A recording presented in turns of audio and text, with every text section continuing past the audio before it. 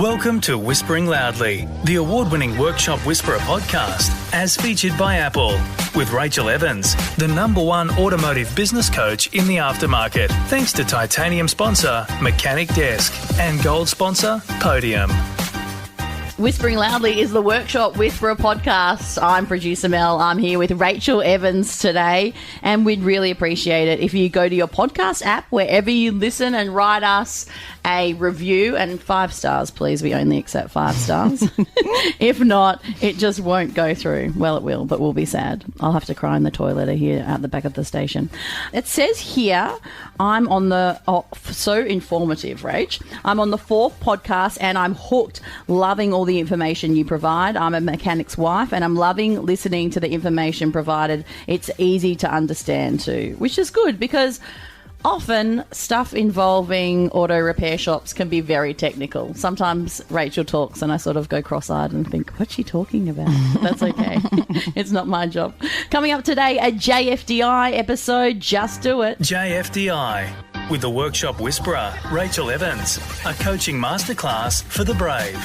JFDI with Rachel Evans. While you're on your phone, if you've got it nearby, go to Facebook and look up Your Profitable Auto Repair Shop. That is our Facebook group. You can join it and get free advice from other mechanics worldwide on questions you may have about your auto repair shop. What's on the JFDI menu today, Rach? Today, Mel, we're having a bit of a rant about analysing your figures. Okay. So we've talked about the importance of knowing what numbers to have a look at, but Yes. we need to take that a step further now because we've got our big person pants on. Okay. And we actually need to do something with the information. That sounds scary for me because I didn't even do maths in year 12. Well, I did, and I'm not sure how it helped, but Luckily, we've got Xero and all sorts of That's right. computer software now, right? That's right. Yeah.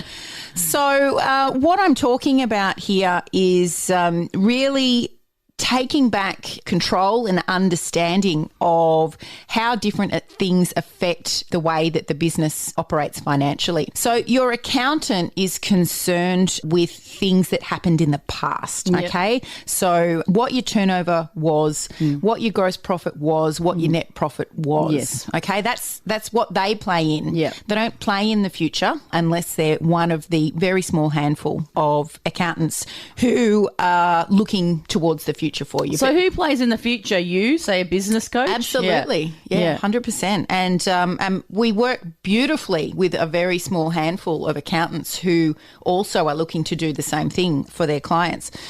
But so that means that if our accounts are looking at the past, then we need to be firmly in the present as well as looking in the future. So those measures that the accountant takes, they're called lag measures, okay? Because there's things that we do that will create a certain outcome, but they're lagging. We have to wait for the things to be done for them to happen.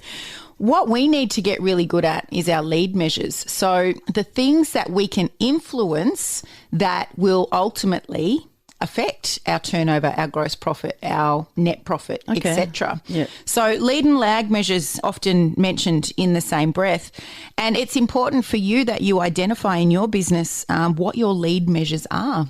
So what is that, Rach? You're going to tell us. Yeah, so and for some of you, you would already be monitoring them, but you just had no idea around the terminology. Okay. So think about the things that you can influence every day in your auto repair shop that will directly impact the financial result. So our productivity, our efficiency, they're our big things. But also we need to be measuring the little things like how many new customers we're bringing in each week, how much engagement of a specific nature are we getting from our social media, from our website. So how many leads are we getting from the website? If we're not getting any, what do we need to do? We need to create a new lead measure. So we might need to turn on Google AdWords. So then we track that for its effectiveness.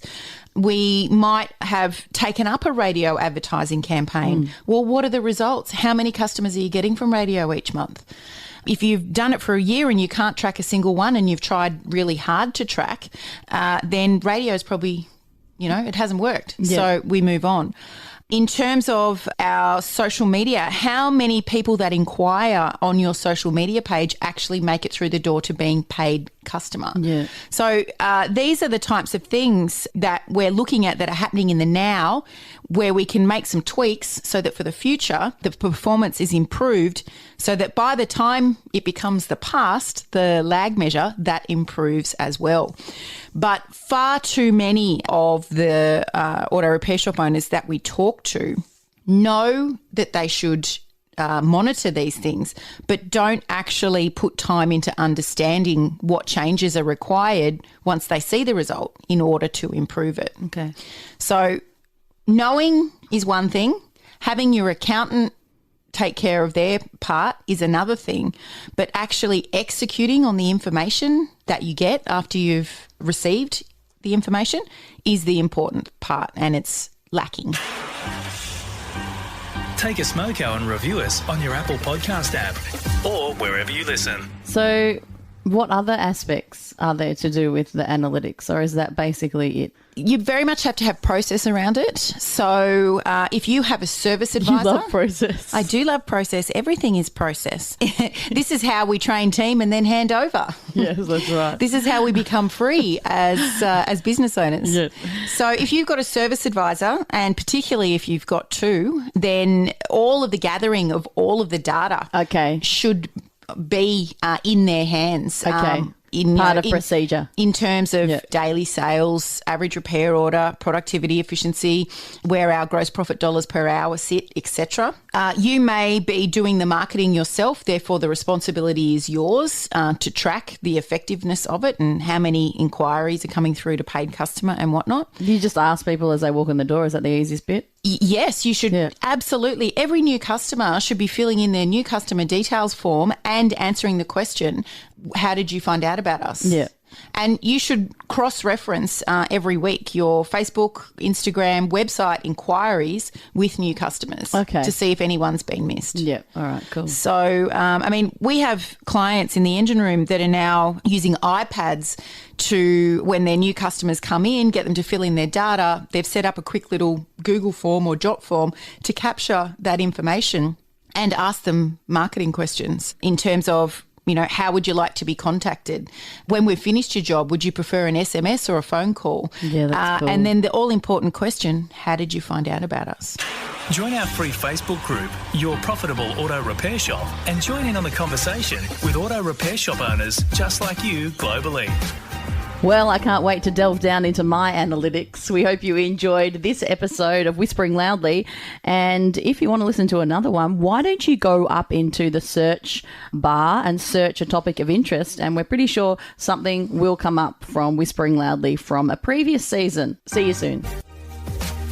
Thanks for listening to Whispering Loudly, the award-winning Workshop Whisperer podcast, as featured by Apple with Rachel Evans, the #1 automotive business coach in the aftermarket. Thanks to titanium sponsor Mechanic Desk and gold sponsor Podium.